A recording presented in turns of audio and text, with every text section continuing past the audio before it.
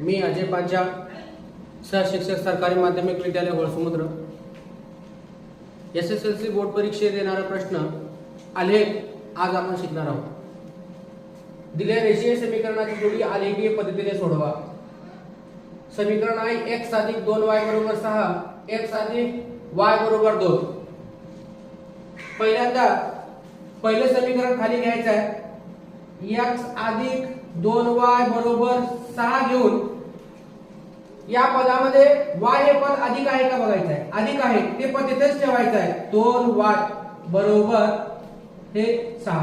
हे x चे पद आहे त्या बरोबर चिन्हाच्या पलीकडे गेल्यानंतर मी वजा म्हणतो.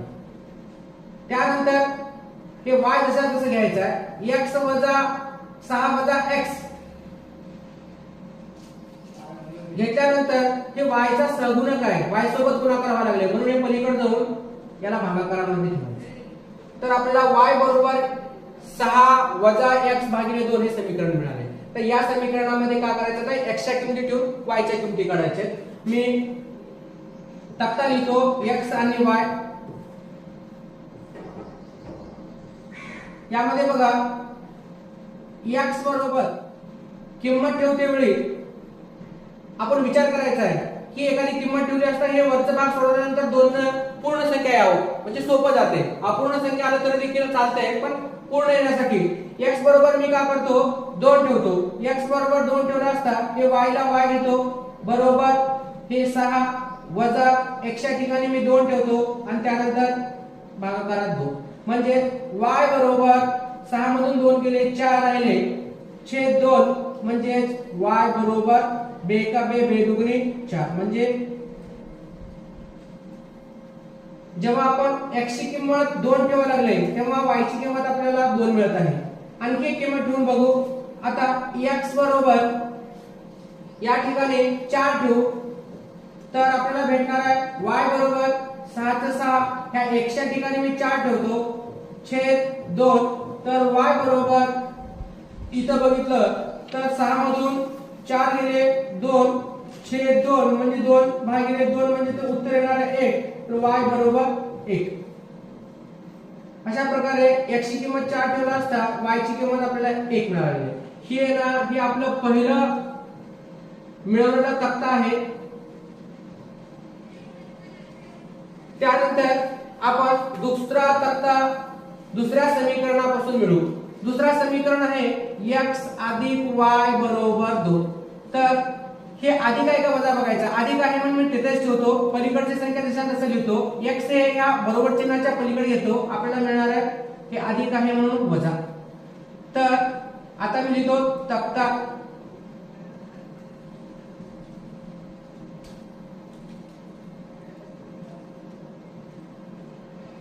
हे x हे y. x ची किंमत ठेवायची आणि y ची किंमत मिळवायची. हे बघा x बरोबर मी किंमत ठेवतो इथं 1 तर y बरोबर 2 वजा x च्या ठिकाणी मी 1 ठेवला असता इथं आला 1 तर y बरोबर 2 मधून 1 गेला असता 1. y ची किंमत मिळालेली आहे 1 म्हणजे जेव्हा 1 ठेवायला गेला तेव्हा 1 मिळालेली आहे. नंतर आपण x बरोबर 2 किंमत ठेवू तर y बरोबर हे 2 चं 2 ठेवतो x ची किंमत 2 ठेवतो इथे लिहितो 2 y बरोबर 2 मधून 2 गेले असता मिळणार आहे 0 तर 2 ठेवला असता मिळालेली आहे 0 किंमत.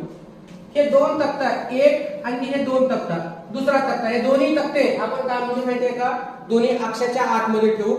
या किमती ठेवल्यानंतर आपल्याला काय म्हणजे माहितीये का 2 रेषा मिळतील. ते कशा मिळतील ते आता आपण पाहू. पहिल्यांदा हे x अक्ष आहे. इथं पहिल्या रेषेला 1 घ्यायचा आहे. इथं हे 2 इथं 3 हे 4 लिहून घ्यायचं. इकडे या बाजूला x अक्षाच्या दुसऱ्या बाजूला वजा संख्या असते 1 हे 2 आणखी हे y अक्षाला 1 हे 2 हे 3 इथं बघायचं x मध्ये हायेस्ट किती आहे 4 आहे म्हणून इथे घेतलेला 4 वजा संख्येचा नाही तर y मध्ये बघायचं हायेस्ट किती आहे 2 आहे बघा इथं म्हणून इथे 2 3 1 4 घेऊ शकतो आपण.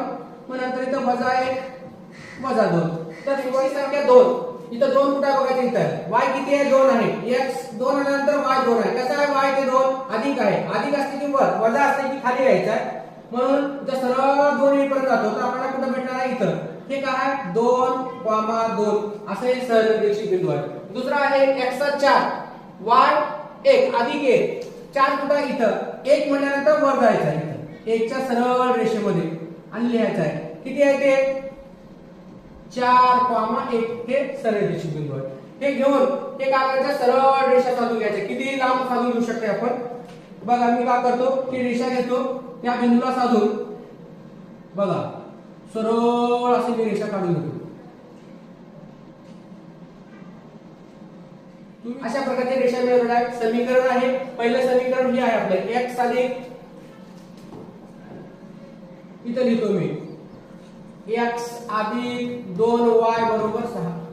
त्यानंतर आता x चं 1 y चं 1, x चं 1 कुठं आहे बघा इथं आहे. x वरच्या अक्षरावरचं 1 इथं आहे, y चं 1 अधिक इथं वर असते खाली वजा असते, म्हणून इथं गेलं तर आपल्याला भेटणार आहे हे सरळरेषीय बिंदू 1,1. त्यानंतर x वरचा 2 आहे, आणखी y चं 0 आहे, म्हणजे ते इथंच आहे, तर 2,0. तर ही रेषा आपण वाढून बघायचं आहे कुठं जाऊन आपल्याला काय भेटणार आहे. तर मी या 2 बिंदूपासून मी रेषा घेतो. तर ही पण रेष वाढून घेतलं, ह्या दोन्ही रेषा या बिंदूमध्ये मिळत आहेत आणि हे बिंदू बघितलं तर x अक्षावर सरळ -2 ही किंमत आहे आणि ही सरळ असं y अक्षावर बघितलं तर y अक्षावर हे 4 किंमत आहे, म्हणून x बरोबर -2 आणि y बरोबर 4 ही किंमत मिळालेली आहे. तर हे गणित आवडल्यास सबस्क्राईब करायला विसरू नका. धन्यवाद.